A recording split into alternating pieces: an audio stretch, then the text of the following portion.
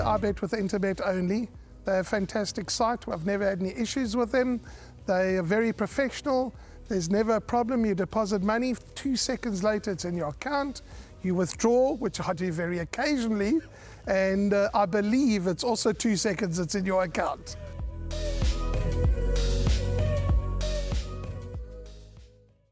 Everybody will be waiting for race number 7, the Model Man Mile, listed over 1,600 meters. Just to get a taste of how good these 3-year-olds are. Some of them have already shown how good they are, and this is going to be a stepping stone for bigger and better things for them. So race number 7, we do have a rerun of Canadian Summer when winning, and then interviews with Tony Riverland and Mark Naidu. Daisy makes an early move to hit the front. Miss Cooler's on the inside, time for Orchids the outside, and Bless My Stars down the inside. Hold My Hand, Canadian Summer. They're coming from everywhere. Bless My Stars, Hold My Hand on the inside. Canadian Summer's towards the inside. Rock the Fox is running on from behind. Canadian Summer, Rock the Fox on the outside. They hit the line. I think that Rock the Fox won it from Canadian Summer, but it's mighty close. Yeah, look, you know, 3-year-olds improving. It's just different rates at this time of the year that it's difficult to assess some of these horses. He's very well in himself. It's no secret that I've had a lot of virus. I've been battling, so he has had a few interruptions, but he's had 2 grass gallops, and I think he's fit enough to run close to his best. He hasn't been a mile, and he is returning after a 3-month rest. So those are things that are unknown to us. I would think he'd have no problem getting a mile. If anything, I think that's most probably his best distance. But as you say, there's a small question mark after having returned from 3 months. But he's in a really good space. He's really turned the corner after his last grass gallop. So let's see. He's rated 105. I think he's the highest colt in the race, colt or gelding. And Canadian Summer's got to give him a little bit of weight. But she is a Grade 1 winner. And that, you know, one's got to respect her. She's really good. And then I think Wendy's also ran a very good race last time too. I think it's called Boundless Energy, is it? It's definitely on the up. And then, as you said, Michael's horse. So it's going to be a good race. It'll be interesting to see where we are.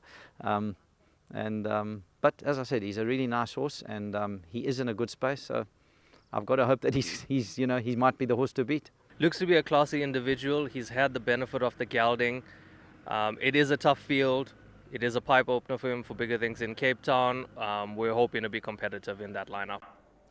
Now, looking at this race, a very intriguing contest, and when you look at the best weighted column, number 1 Captain Casey is at a 94, number 4 Canadian Summer at a 90, and then we go down to number 3 Boundless Bash at a 80.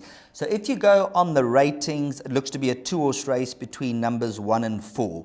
But this is going to be a race where I think we ignore the ratings.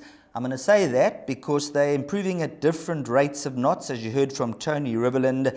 And if you compare Captain Casey and See It Again, See It Again ran second to Captain Casey on debut, only a length behind. He's rated an 88 because he hasn't run in features. He won a maiden last time out, whereas Captain Casey ran 4th in the Gate Crasher and then last time in the feature behind Swing Upon a Star. So he's a 105. There's only a length separating them, so there's not going to be much to separate them on this occasion.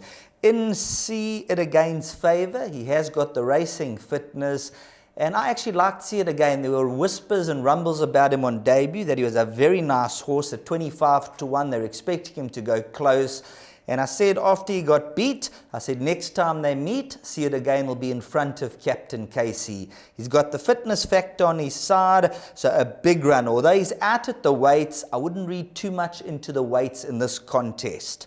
Number 1, Captain Casey. You heard everything from Tony Riverland there. Number 4, Canadian Summer. Now, she's a filly for the Darryl Moore outfit, Grade 1 winner, and she's rated a 104. Captain Casey's a 105, and he hasn't won a graded race. So it's very interesting, yeah? Canadian Summer, she's a 2-time winner. She's run to Feather Boa. She beat Rock the Fox. The form lines are very, very strong. Captain Casey and Canadian Summer are coming back from breaks, so it depends fitness-wise over the 1,600 meters, and if there's a little bit of give in the ground, it could be a little bit testing for them, but if it dries up significantly, we'll see who's best of the best. Number 3, Boundless Bash, ran a real cracker last time out when third behind Seamaster. And this is a horse who is rated at a 91 and could still be better than a 91 at this stage of the game. It's a very interesting race. If you put me in a corner, I'd probably go with the filly number 4, Canadian Summer, being a Grade 1 winner, to beat number 7, See It Again, and then number 3, Boundless Bash. My name's Danny Diliberto, founder of Ladles of Love. It was founded back in 2014. Communities we work with are all over the peninsula, and we're working with 138 beneficiaries now. We've grown exponentially.